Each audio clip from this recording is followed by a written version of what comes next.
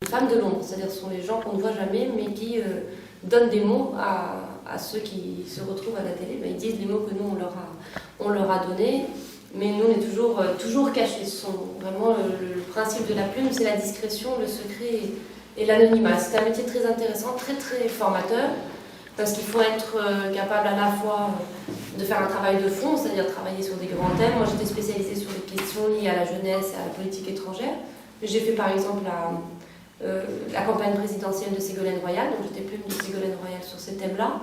Donc il faut à la fois faire un travail de fond, c'est-à-dire travailler sur ces thèmes, se documenter, lire des bouquins et tout, mais il faut aussi faire un travail qui est plus un travail personnel, c'est-à-dire comprendre la personne pour qui vous allez écrire, essayer de savoir quels mots dans sa bouche vont être bien, essayer de lui dire voilà, cette phrase il faut la dire comme ça, se rendre compte par exemple Ségolène Royal, c'était une femme qui n'arrivait pas à faire des phrases longues. Dès qu'elle faisait des phrases longues, elle avait un ton qui devenait un peu monocorde et elle ennuyait les gens. Donc on s'était rendu compte qu'il fallait lui faire des phrases très courtes, qu'il lui fallait un rythme, par exemple, il y a des gens, il lui fallait un rythme ternaire, c'est-à-dire il lui fallait 2 phrases un peu faibles, une phrase très forte, 2 phrases un peu faibles.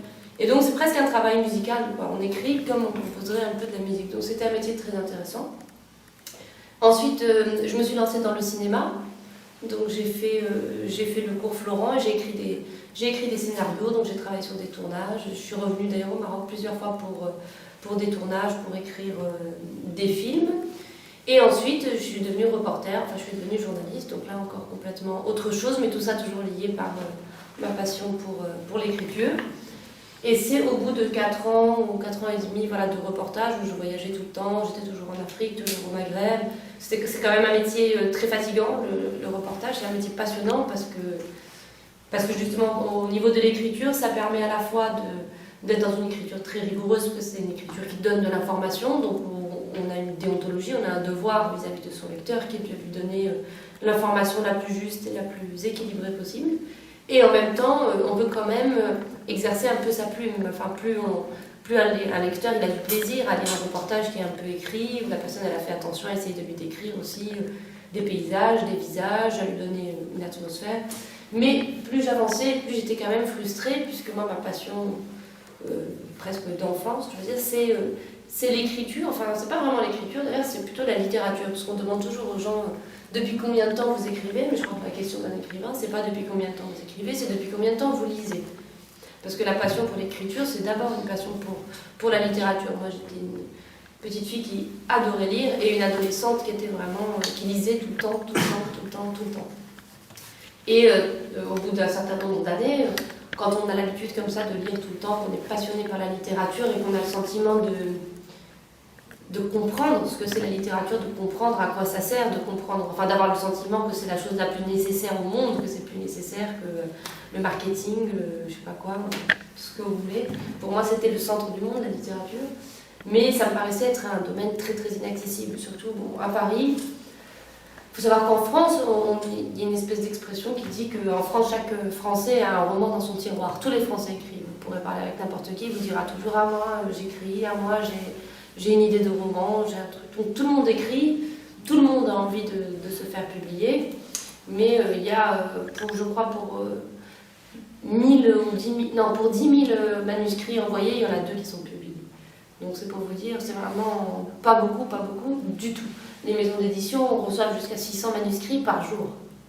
Donc c'est évidemment très très très très exigeant. Donc moi, je reculais un peu l'échéance en me disant, comme j'avais pas envie de recevoir des lettres me disant non, je reculais l'échéance et j'envoyais pas de manuscrits.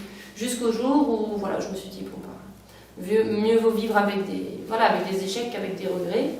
Donc j'ai écrit un premier roman, j'ai mis 2 ans à peu près à l'écrire, qui était justement un roman dans lequel il y avait plus pour le coup ces stéréotypes-là, où je m'inscrivais plus finalement dans une espèce de tradition de l'écrivain maghrébin immigré en France qui va traiter du déracinement, de l'identité, du rapport à la religion, de la question de la femme, là.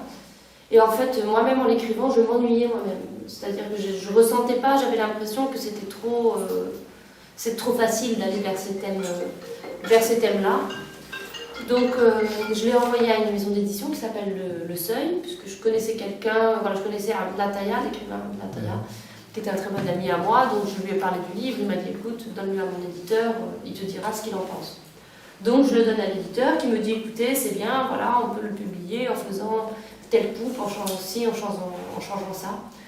Et en fait, à partir du moment où il m'a dit ça, je me suis rendu compte que j'avais pas envie que ce soit ce livre qui soit mon premier livre et que en fait ce livre je sais pas comment dire, il me correspondait pas, il parlait pas de moi, quoi, qu'il y avait quelque chose de faux. Et ça a été un moment très très dur parce que c'était tout cuit, je pouvais avoir un livre qui allait sortir, etc. Mais j'ai dit non, j'ai tout arrêté, j'ai stoppé le processus. Et je me suis retrouvée pendant 3 mois sans rien faire en me demandant vraiment si j'avais pas fait la plus grosse bêtise de ma vie. Et c'est là que j'ai écrit l'autre roman. Je me suis donc enfermée pendant 5 mois où je n'ai fait que ça. Je n'ai fait que écrire. Et à la fin du livre, donc j'ai envoyé le manuscrit, même pas vraiment corrigé ni rien, chez Gallimard, mais vraiment Gallimard pour moi c'était inaccessible. Enfin, je pensais que vraiment jamais j'y arriverais. Et dans la semaine, ils m'ont appelé pour me dire que le livre allait être publié. Donc voilà, finalement, ça montre aussi que parfois, faut savoir aussi s'écouter, qu'on a soi-même les bonnes réponses à l'intérieur de soi pour peu qu'on s'écoute et puis qu'on accepte aussi d'être patient et de trouver la bonne occasion, comme disaient les Grecs antiques.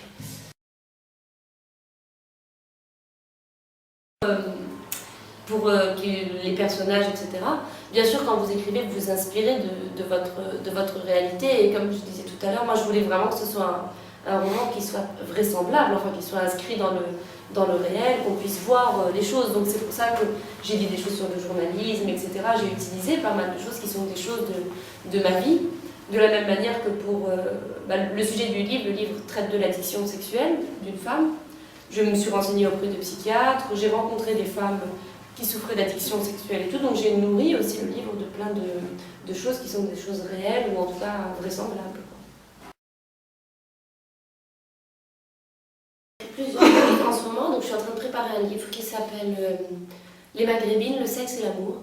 Donc c'est une série de portraits de femmes, anonymes ou pas anonymes, en Algérie, au Maroc et en Tunisie, de femmes que je vais rencontrer sur leur rapport à l'amour, leur rapport à l'intimité, leur rapport au corps.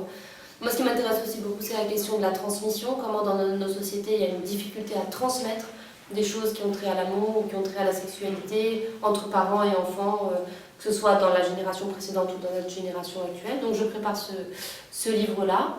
Je prépare aussi un petit essai, qui est un truc un peu provoquant, que j'ai commencé à écrire justement après Charlie Hebdo, qui s'appelle L'Arabe comme on l'aime. Puisque un jour j'étais en train de dîner avec un ami qui me dit « Ah, c'est marrant quand même, hein, ton livre et tout, il a eu du succès, tu as plein d'émissions de télé, plein de trucs. » Il me dit « Mais je sais pas, à mon avis c'est pas simplement le livre, il y a autre chose. » Et je voyais qu'il voulait dire quelque chose, je me dis « Mais il y a quoi, il y a quoi ?» Il me dit « Je sais pas, en fait un peu l'arabe comme on l'aime. » Je dis « Mais qu'est-ce que tu veux dire par là ?»